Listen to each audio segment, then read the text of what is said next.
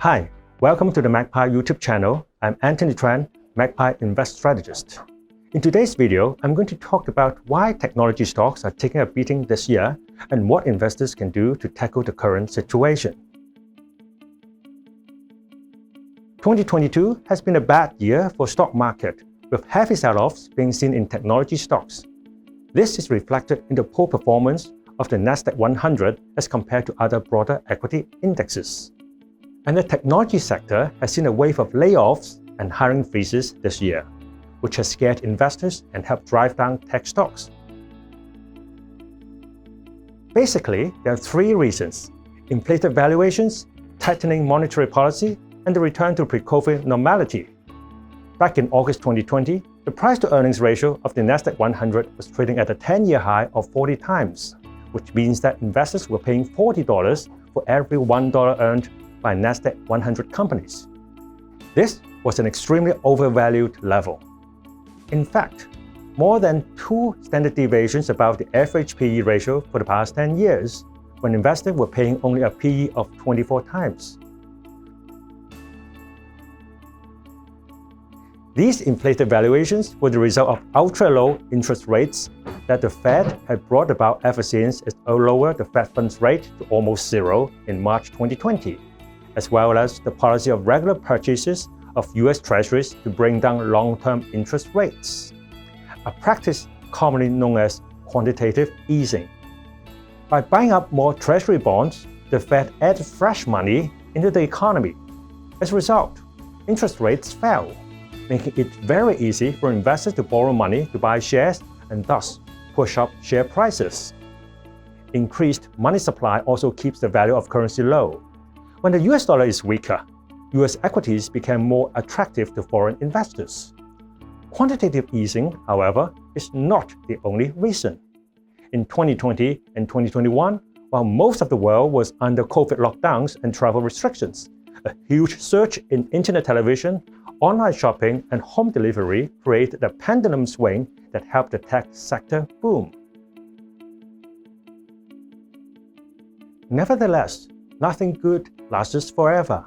The more dollars the Fed creates, the less valuable they are, and the result is almost always higher inflation. In late 2021, the unintended consequences of the policy became visible when the US inflation rate rose to above 7% in December. To contain the rampant inflation, the Fed started raising interest rates and stopped buying back Treasury bonds when they matured, a mechanism called quantitative tightening that was detrimental to the asset bubbles that had been created over the past 2 years.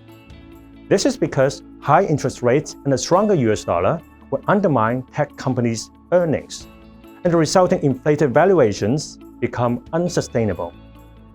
Advertising revenues, which social media tech companies rely on, have also taken a hit as inflation led businesses to spend less on advertising. Another issue that caused earnings to take a tumble is changing consumer behaviors. Previously, we were all working from home, and now we are shifting back to returning to the office. This has resulted in a sharp reduction in our time spent online and therefore a fall in ad spending.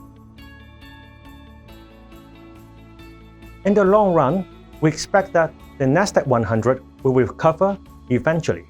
That said, given that some of the most speculative stocks are tech players, it's very difficult for investors to justify the present as a good time to enter the choppy market. Therefore, it would not be surprising to see a further downside in the Nasdaq 100 index, where its PE ratio will fall below 19. If that is the case, it would be an extremely undervalued level, which investors should not miss. Prior to that happening, only investors with a high risk tolerance should consider nimbling on some profitable tech giants.